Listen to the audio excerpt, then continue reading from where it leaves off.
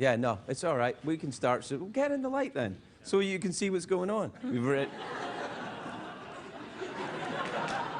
What Tuyen doesn't know is we've already started the show. You all right? Yes. I think, really, Tuyen, people are not... You don't have enough makeup to make this okay. You look perfect. Thank you very much indeed. Thanks, Tuyen.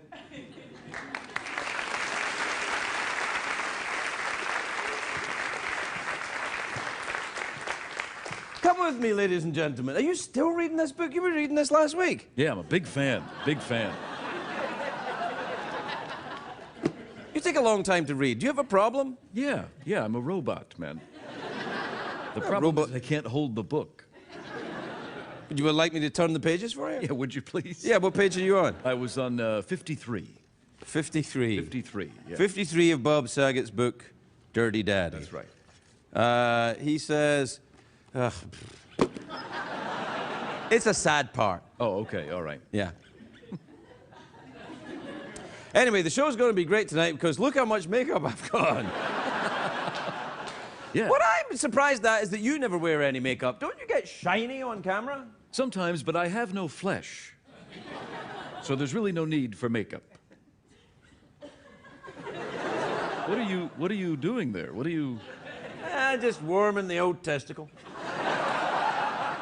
Oh, I see. So, but you're getting it evenly. That's why you're moving back. I just like to get all around the old magical sphere. The old fleshy pendulum.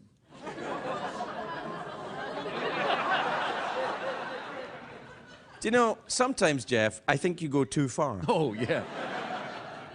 Well, I'm always made aware of that when the audience goes, ooh. Ooh, I know. Ooh. Well, I think they were trying to make you aware of it there when they did their ooh noises. But the thing is, when the audience oohs, sometimes I think you go too far, and then the audience oohs, and I think, you haven't gone far enough. That's right. They have still breath left for an ooh. We want them to scream. No, I don't think we do. No, you don't want them to scream. No. I think the sound of, 110 hobos screaming would be awful. Sorry, everybody.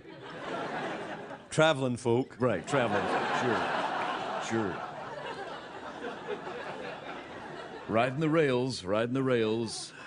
Is that a sex thing? No, yeah. You rode the rails for a time, didn't you? Yeah, with my fleshy pendulum. Come on, man. No, man. Come on. Cut it out. You did. You roamed from town to town. That's true. Right? I've traveled this great nation. I've seen a lot of things, met a lot of people. And what's the greatest thing you've learned, Jeff? The greatest thing I've learned is don't take the steam train to Cleveland.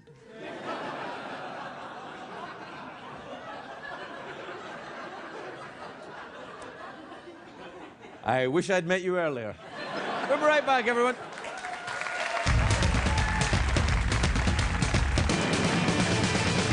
It's hard to stay up, it's been a long, long day, and you've got the Sandman at the door.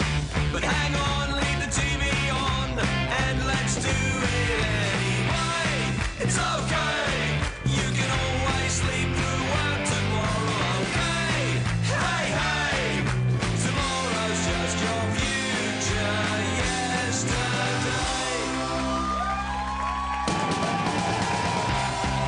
The Late Late Show with Craig Ferguson, sponsored by Denny's. Welcome to America's Diner.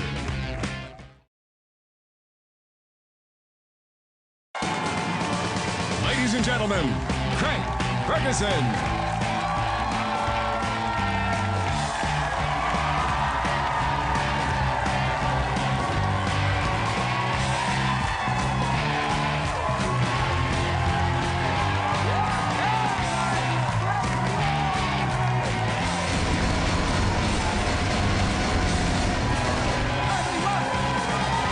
Welcome to Los Angeles, California. Welcome to the Late Show. I'm your host, Stevie Christopher. Yes. Right, everybody. All right, thanks. Okay.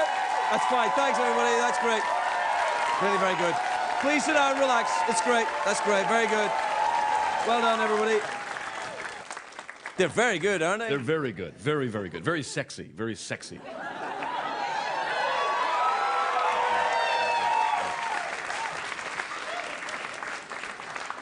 I think you're just working the crowd there, Jeff. Or maybe you'd like to work the crowd. Have you ever worked the crowd? Yeah, I've worked the crowd a couple of times, yeah. You want to see? I worked the crowd once in the 80s. It's a great day for America, everybody. It is. Friday, of course. It's Friday. Oh, thank goodness it's Friday. Tomorrow is the summer solstice, the longest day of the year. Greg, what about that time Regis Philbin was on the show? No, that only seemed like the longest day of the year. If you know anything about me, you know this is the day I look forward to all year. This is take your dog to work day. We don't participate anymore on this show after last year. Pieces of Jeff ended up buried all over CBS. Shocking. Little doggy want a bone? Little doggy took a bone and hid it where somewhere safe. Yeah, I understand. Yeah. Yeah. No, I see what you're doing. Yeah, all right, yeah. The news. Yeah. Did you see that Hillary Clinton, did you like that thing I did there? I liked it, it was good. It's like, I just thought of something. Hillary Clinton was giving a speech today in Austin. Craig, how do you know? No, because I just do, all right?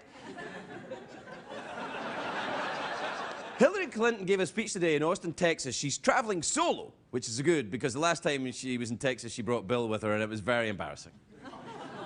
Everything's bigger in Texas. Let me show you. You know he's still trying to get on Ellen. He's still trying to get on Ellen. Yeah.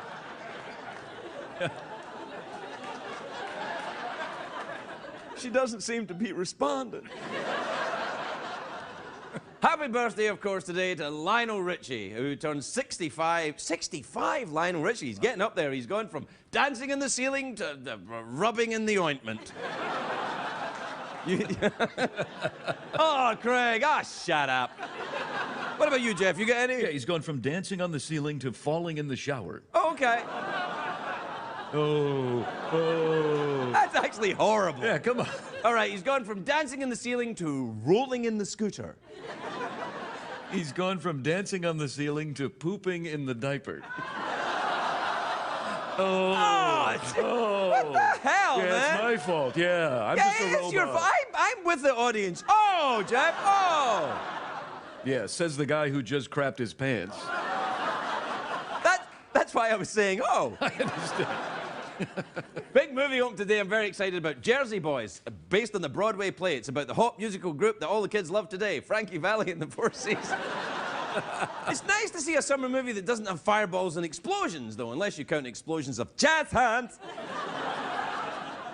Frankie Valli and the Four Seasons had a string of hits. There was Big Girls Don't Cry and Gangnam Style, Single Ladies Who Let the Dogs Out, the Macarena. But their biggest hit was Big Girls Don't Cry. It came out in 1962, the year I was born. That's why my nickname growing up was Big Girl.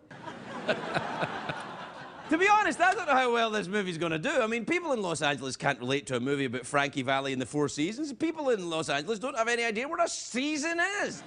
It's like, is Kayla season? What's a season? Is that the day it rained?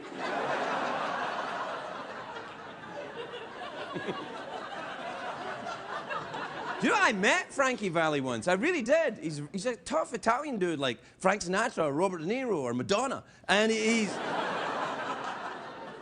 But it's really weird because he sings, you know, he sings with a really high voice. You know,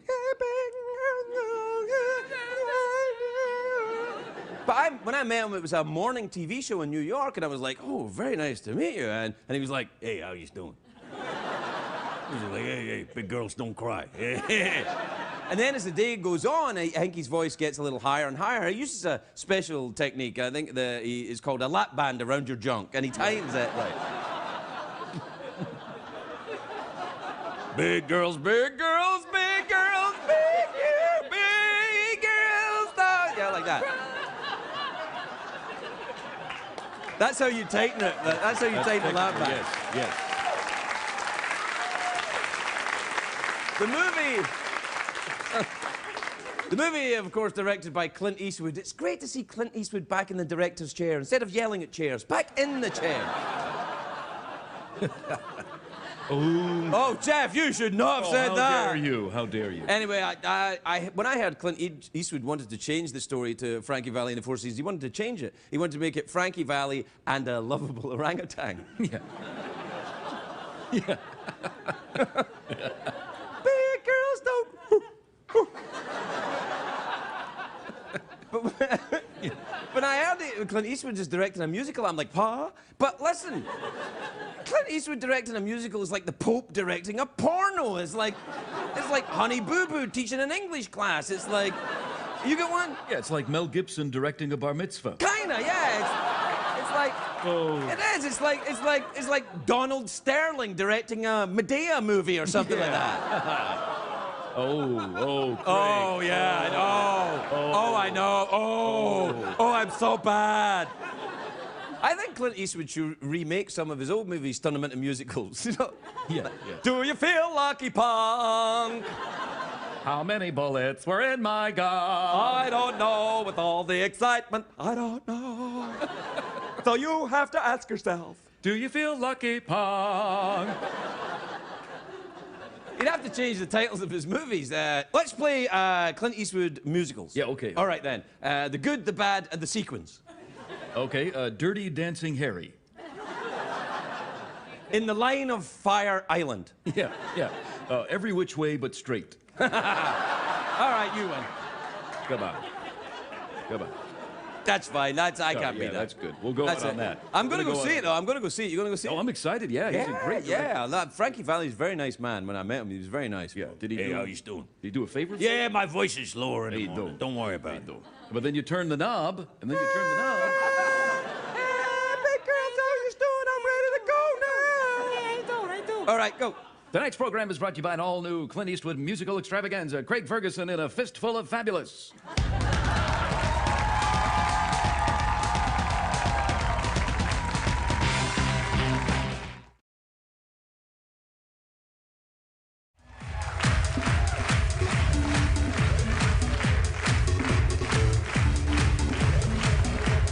Welcome back, everybody. Welcome back.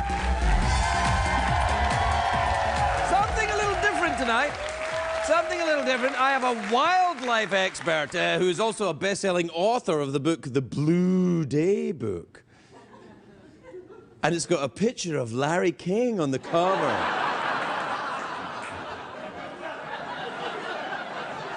It's just a joke, Larry. I mean, relax. What the hell? Like, it's a relax. Please welcome Bradley Trevor Greive, everybody. Bradley Trevor Greive.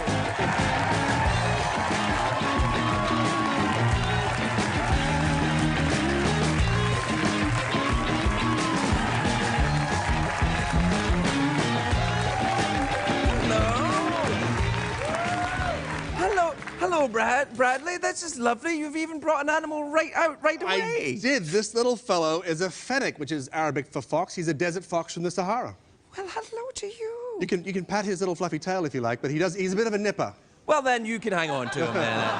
There you are. Oh, there you go. So these are actually the smallest dog species, the smallest canid in the world. Wait, that's a dog? It's a canid, yes, a family of dogs. Where did you get him? Well, someone had him as a pet. It was a very poor choice, Yes. and they realized he was a very antisocial pet because, of course, he's up all night digging for grubs through your carpet and defecating in your sock drawer. And I've got a 3-year-old son who seems much the same, actually. you know, my nana was a biter. Really? Yeah, towards the end, she was biting everybody. Dear. We loved her all the same. Well, that's nice. So if you want to have a smell... Sure. Oh, I thought you meant... Oh, right, yeah. Oh. Well... What's that? It's actually pretty good for a fox. It has no anal glands, which is why... That's why I smelled that cologne. That's me. That's me. It is you. Let me... It's you I smell. Oh. It's tear by MAs. That was very nice. I know, but it translates to Look at dirt. you, yeah. Dirt, I know. Anyway, cute little fellow. Very He nice. has the largest ears ratio to his body of any dog. We call him the gossip fox. He can actually hear creatures under the ground. Hello? Can you hear me? You smell of cologne. Lovely. Can you, do we have more animals to play with? Oh, we have plenty. Let me hand him off because he will scuttle away. He's pretending to be limp, but he will actually scuttle away. Thank you very, very much. Thank you. Thank you, Buster. Careful, he's a nipper. Yeah. What was his name? Buster. Buster. Oh, well, thanks, Buster. You got another one? I do, right here. Oh, really? Another animal in your... Is that legal? It is. Now, these little guys are from where I come from. These are from Australia. And these are what we call sugar gliders. Oh. They won't hurt you. You can touch them quite freely.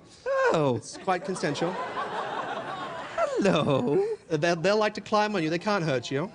And these little guys, if you have a look here, see this? This is called the patagium. See how it stretches out? Oh, it's like a scrotum. It is... If one was to have a flying scrotum, it would be that. Hello. I like to think of them as sort of chipmunks in velveteen jumpsuits. Do you want to feed him a little grub? Yeah. Oh, no, I don't want a grub. No. You feed him a grub. All right. Oh, they're grubs. Go over there, there's grubs. Let me get... I've got... Look, this is for when you're sad. Look. It's a kitten. Oh, no, you hang on to it. It's okay. fine. Yeah. There's a grub right there. I'm worried about the grub. Okay. I'll tell you right now, it's not going to end well for the grub. I can tell you. But these are quite interesting creatures. They're not only very cute and adorable, did they start breeding while you brought them out? There seems to be more of them. One of them's pee-peed on the desk as well. That is a common... Which I'd like to say I'd never done that. I was going to say this. I'm sure this desk has been through worse. Yeah, well, look, there's a kitten to cheer you up. And these are nice. What are they, sort of like slow ratty? They're actually marsupials. They have a little pouch, and they're a little bit special. For example, all of these females have twin vaginas, and the males have... The males have a bifurcated penis. They have a double-barreled penis. Well, how do you do? And not only that, it extends their full body length, and they're known to clean their teeth with the tips. It's flossing. You're making this up. You could not make this stuff up. Look, he's climbing onto the book. Oh no, I don't. I daren't in case it shuts on you. It's just. Anyway, very, very sweet, and they're lovely. You never see them. They worship me as their king. Clearly. Well, they... Go forth and bite my call. Go, my pretties, go. They're actually moving towards your groin. Have you noticed that? Well, I'm afraid there's only one there, so... I think you'd find it very disappointing. Oh, good job on the ground. There you go. Oh, there's a little poop on my desk. There you are. You better take this away. Do you want to take the poop? There you are. There's a little... Thank you very much. I'll just... There we go. There's a little bit of poop for you. Off the ground. Okay. Hang on a second. The poop kind of depressed me. All right, what else we got? Well, we have a little surprise coming out for you in just a minute. All right. And let me just clean off the... So we've gone to North Africa and Australia, and now we're back in North America. I might stand up and watch this one. Wow, that's beautiful. Now, this one you can feed. So this is Gertie. She's a North American porcupine. Hello, Gertie. And if... Do you like one of these? Yes. Really? Now, if you just go with the grain, because there's 30,000 fine quills underneath that fur, as long as you go with it, it's quite lovely. Now, porcupines, of course, everyone's afraid of them. Everyone thinks... I'm not. Okay. No. Everyone except you. I was afraid of the grubs. Really? Yeah. Do you want one of these, Gertie? That is not the most common response. Do you want one of these? Oh, sorry, you haven't finished your carrot. Terribly sorry. See how gentle she is? She's very slow, very relaxed. They're very amiable. She's lovely. Oh, look at your lovely eyes. Oh, yeah. There are 12 different subspecies of porcupines. North American porcupine, the second largest rodent in the US after the legendary American beaver. Of course. Although they're not and you know I'm a fan of the American beaver. I have heard that. Yeah.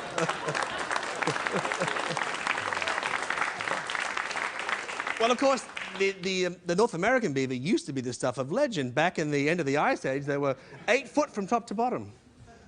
Weighed 500 pounds. I know.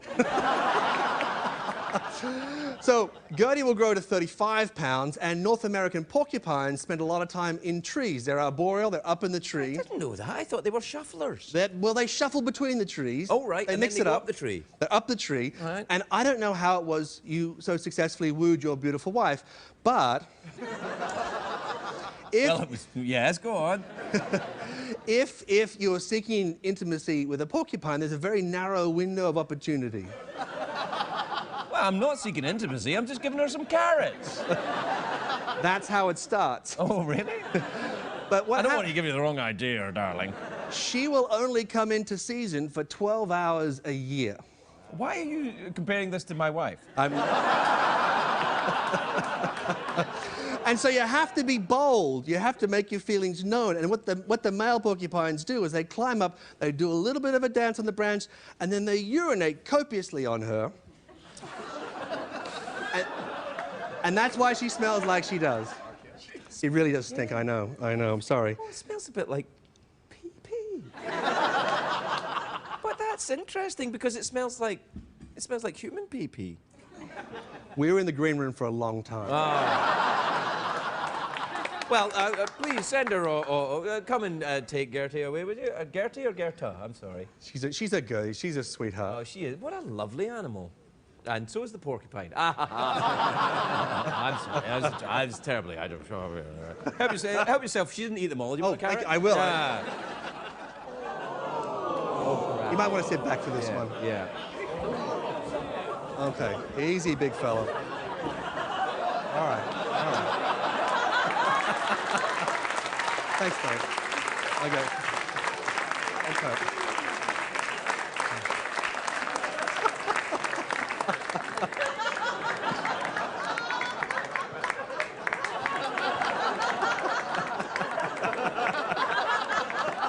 So, what you got there, big time? This is a Siberian lynx. This is Boomer. He's about 100 pounds. He's the largest of the lynx, twice as big as your feeble Canadian lynxes. This is a real lynx. Well, I've seen a Canadian lynx, but I've never seen anything like that. No. That's enormous. And despite being a very large predator, and he's very gifted, he's almost impossible to hear him coming. He has specially padded feet. That's like me. Just like you. But he's capable of pulling down an animal many times his size. What do they eat? What do they eat? He would eat a horse.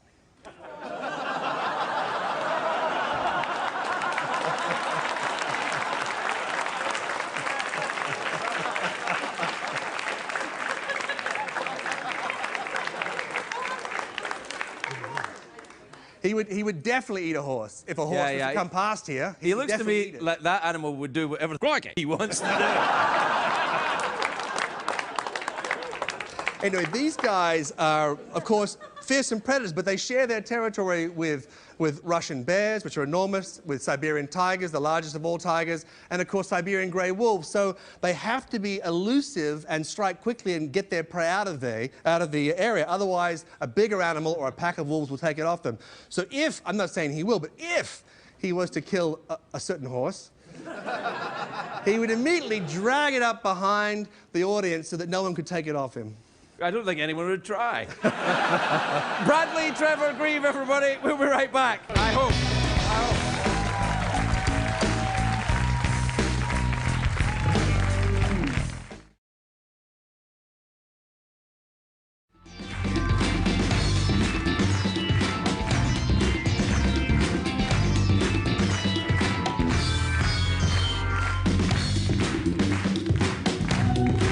Welcome back, everybody. Welcome back.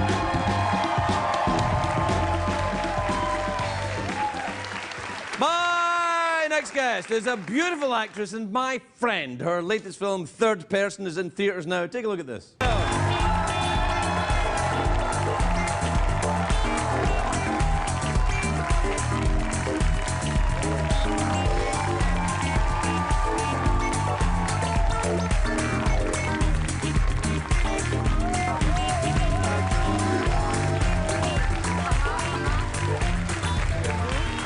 Hey, baby. Hi, everybody. Hey, Hi. you look funky. Thank you. I'm Oh. only funky because this is the honest to God truth. I was doing a press junket all day. I put my dress on for the premiere, this really fabulous Franco Kaufman dress. And I realized when I sat down, my whole boob would come out. That's okay. Yeah, really, if I sat like this, it would go boink. Is that a problem? Do that again. It looks fine to me. I would have no problem with it. But I like what you're doing. Like the kind of like, oh, distressed jeans and then fabulous shoes. It's good. How have you been? Better than ever. You don't look any different. You're lying. Well, I've known you for a lot of years. No, you don't look any different at all. I mean, I thought, you know, when you came out with your news, you might look a little different, but you look exactly the same. Different how? Well, I don't know. More flannel, maybe? Shorter hair? Yeah, maybe a little No bit. makeup? No, you look great. Are you okay? Thank you. Better than ever. Good, good. I feel like I'm following in your footsteps because I'm not gay, writing though. my I never book. came out as... Well, no, I haven't.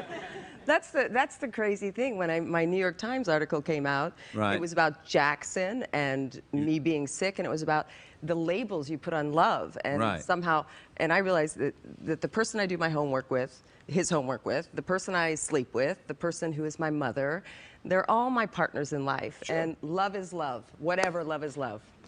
And my Yeah. son... Hold on a second. This is just for legal reasons. Just for legal reasons, within the bounds of the law, of course. Yes, exactly. Yeah, but yeah. The only difference in it is our two books is that you ended up in Glasgow on the street naked, and I don't. I end up in other places naked, but not in Glasgow on the street. Not yet. It might be coming. Never say never. Have you ever been to Glasgow? No, will I? Well, then, when you go there first and see if you get out with your clothes on. You're good. What have you been up to then? What's happening? What's going on? You know, I'm going to Italy on... Stop it. Yes. Really? Oh, Bello, of course, your family. Bello family. Hey, what's the coming to go, Hagenabush? Yes, exactly right. Where are your family from in Italy? They're from, my grandmother's from Pesaro on the northeastern seacoast. Do you like that accent? Yeah, it was good there, yeah. Mandela. How's that? They're the only two things I can say. I know, that's like when anchor people have to say Nicaragua and they say, today in Nicaragua. Or Pakistan. Pakistan, yeah, today in Pakistan. No, there's 16 of us going on a bus. It's my parents' 50th wedding anniversary. Oh, that's adorable. And it's my mom's biggest dream. So we're all going. In our bus, we call it Bello's Bowls. It's based after the meatballs we make in our family, the recipe, Bello's Bowls. Okay. They're the best meatballs you ever tasted in your life. Well, I've tasted a lot of meatballs, let me tell you. I don't think so. Yes, actually. In Glasgow, there's a Really? huge Italian community in Glasgow. This is absolutely true. So when I was a kid, before restaurants were good in Glasgow, before the Indian and Pakistan community came in and opened up great Indian and Pakistani restaurants, the only good food was Italian food, Italian fish and chips and Italian pastas and stuff. And you could always get good coffee in Glasgow because of the Italian community. So you might end up... Do you understand what he just said? Excuse me. Italian fish and chips. Yeah. What is that? It's Italians making fish and chips. What they do is they get fish and what we would call French fries, and they make them together. I thought until I was about 40 that fish and chips was an Italian dish. Well, now you're a little older. Yeah, I know. Know that. 52. 52. I've had cameras in my butt. Me too. I had a parasite last summer. Right. No, in your right bumpy? In my bump. How did you get that? When I went to Africa, the last time I was on your show, I was going to Africa with my mother and my son and my son's dad, and I knew I was feeling ill on your show. And Maybe you just thought it was the show. right after I got home from Africa, I got really sick and was in bed for a couple of months in the hospital. And was it like, so it wasn't from Africa then, it was from the show? it was from Haiti. Yeah, exactly. You know, I work in Haiti, so I was there for years and years, and I traveled to Africa, and something, you know, it just sort of built up, all these parasites. Oh, but it was great. It was great in a way. It was Did they have to clean you out? Yep. That's a big day, isn't it? Yeah. Big days. Days? Days. So you were on a drip and they were like running stuff through you? All of it. Oh my Lord. You didn't have that? No. You just had the one day? No, I had one day of not eating, and then they give you the big Up the trigger. ass. Yeah. No. No? No. It was an oral pill, actually. Really? And then it kicked in, and everything left. Dilaudid. Dilaudid? Is that what it's I called? was dilaudid when it was over, let me tell you that. True. But I wasn't dilaudid during it. No, so you had a parasite? That's outrageous. And then what happened? So that goes away, and then you went to Italy? No, you're not going to. You haven't been to Italy yet. I'm going to. Right, And okay. now I'm doing press for third person. Right, you're doing. Oh, you did the movie, of course. The Yes, movie. the That's movie, what the I'm movie. trying. Back to The the movie movie, looks which- great. That's Mila's in it. Mila's a friend of mine too. Did you guys get on all right? She is wonderful. Isn't she gorgeous? Gorgeous. I know. And authentic and real I and know, down to she's earth, a and she makes beautiful me woman. laugh. And a great actress. Yeah, I know. To do those scenes with her, I was overjoyed. No, she's Like, the real deal. She really is. Really She's, is. yeah, And by the something way, she's pregnant, which everybody knows now. She's like this big. I told you before I gained 72 pounds when I was pregnant. I was like a $192. I was. else. That's a lot. And she's- That's a lot for you. It's That, a lot. yeah. And my Did you friend- get so my- fat? Because like my wife, when she got pregnant in the last month, her eyes started to get squished. I was like, "You okay, baby?" She was like, "No, my eyes are getting squished." Was she wearing your shoes by the end? Oh of man, she pregnancy? wasn't wearing anybody's shoes. It was just like, "Wah!" And there was hair on her feet. Yeah. That was me. Yeah. It was like Lord of the Rings where my eyes were. But you know, but still beautiful. You know, just still beautiful, but like different kind of beautiful. Well, I have to say you're lying a little bit, because my son's dad and my friends told me while I was pregnant, "You look so beautiful." And I would say, "I'm really heavy." And they'd be like, "No, you're gorgeous." Then after I had Jack, they were like, "You were really big. You were big." Well, that may be so, but I'm not lying about with my wife. With Megan, you know, she was like, well, I think we were still, you know, Oh, really? like on the way to the hospital. No. Yeah. Really? Yeah. All I was that doing woman was does hugging. it for me. I'm telling you, I'm like, yeah. She's like, "My feet are hairy, my eyes are squished." I'm like, I love you anyway. Or more because of it. Yeah. True story. Yeah, it's true. That's crazy. I know. just hugged a pillow and ate bagels. Yeah, I did that when she was in the delivery room. Yeah. I can't believe what I'm seeing. Did they offer you a mirror when you had Jackson? Like, so yeah. Yes, they did. And I Yeah. was so, you know, it was 22 hours in a thunderstorm without an aspirin. I gave birth at home. And they said I was in transition. And the midwife said, "That's a good thing. It means baby's coming." And I was like, "Get the baby out! I don't like transition!" And suddenly she put the mirror there and I saw his head. And all I said was, "Come on, buddy, we can do it." Then he came out. Do you know what would be weird? If the head came out and then you said something and he went back in. Then what do you do?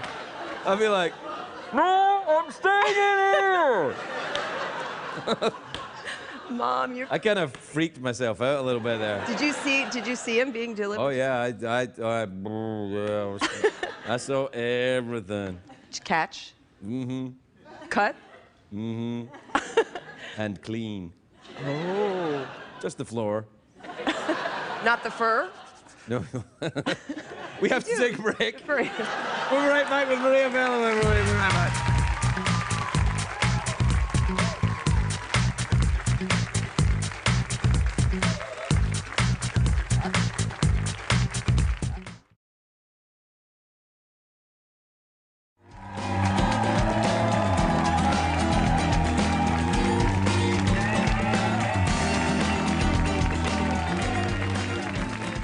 And it's over. You don't have to think about it anymore. It's a good thing. We're back. Oh, sorry. Yeah. Just catching up. Just catching up. Just talking about babies. Not really. We're talking about the inventory process of writing a book about your life, which is difficult. It's very difficult. I was saying when he and I met, he was in the process of writing his book. I was writing a novel. Now it's turned into this whole other thing. But it's not a memoir. It's really essays about all the different partners I've had in my life and the writing's lessons I've learned. It is. You know, what I feel about writing these days is like, I don't care if it's, you know, remember that whole James Frey, is it true, is Oh, it yeah, not yeah. true? I was like... $1 Million Baby? Yeah, What was something it like called? that. Yeah, I like Million Little Pieces. That's right. And people are like, oh, it's not true. And like, Oprah was mad because a junkie lied to her. I'm like, Right. it's kind of what they do, Oprah, you know? And I think that, you know, good writing for me is good writing. I don't care. I agree. I don't care. You know, I mean, I want the truth from, you know, news outlets. But, you know, if it's in a book. Exactly. And we all have our own experience And of also, what happened. I guess if you say something is true and it's not true, that's a bit naughty. You know, but only if you're a historian. I agree. Yeah. But I always saw you as an author, really, more than even a talk show host. But I think CBS feels the same way.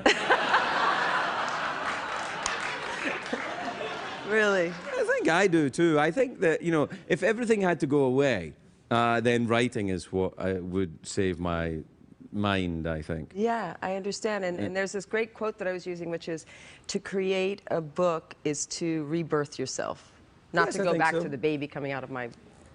They know where it comes out. Really, but it's a rebirth somehow. It is. It's a very, in a weird way, it's a very kind of cleansing process, I think.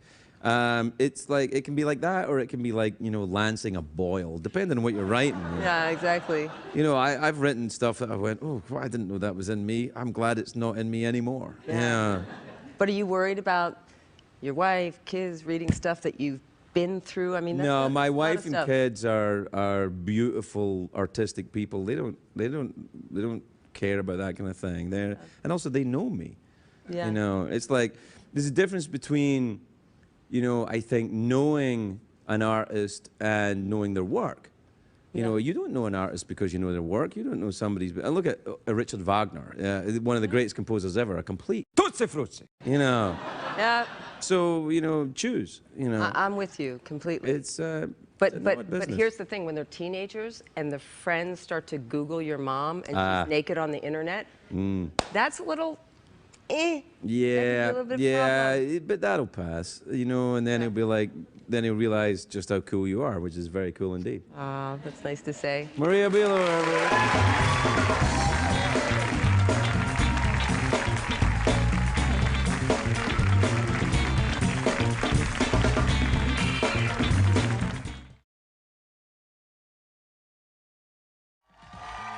If you're watching Craig at home, you're missing half the fun. Consider this your formal invitation to laugh live in our studio audience at a taping of The Late Late Show with Craig Ferguson. Please give us a call at 323-570-0059 or visit our website at llstickets.com. What did we learn on the show tonight, Craig?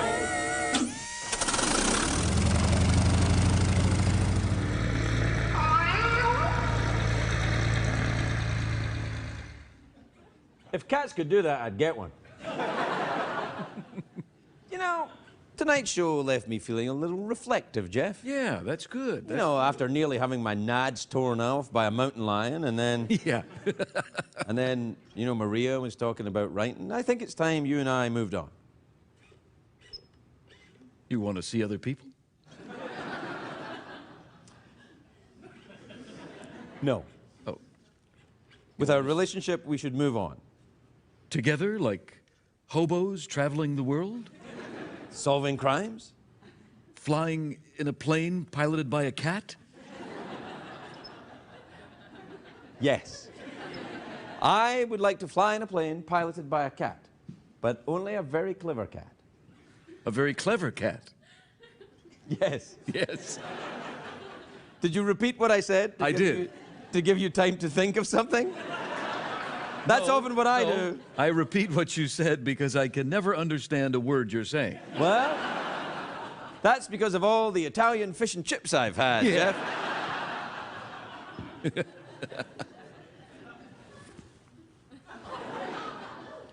3 nipples.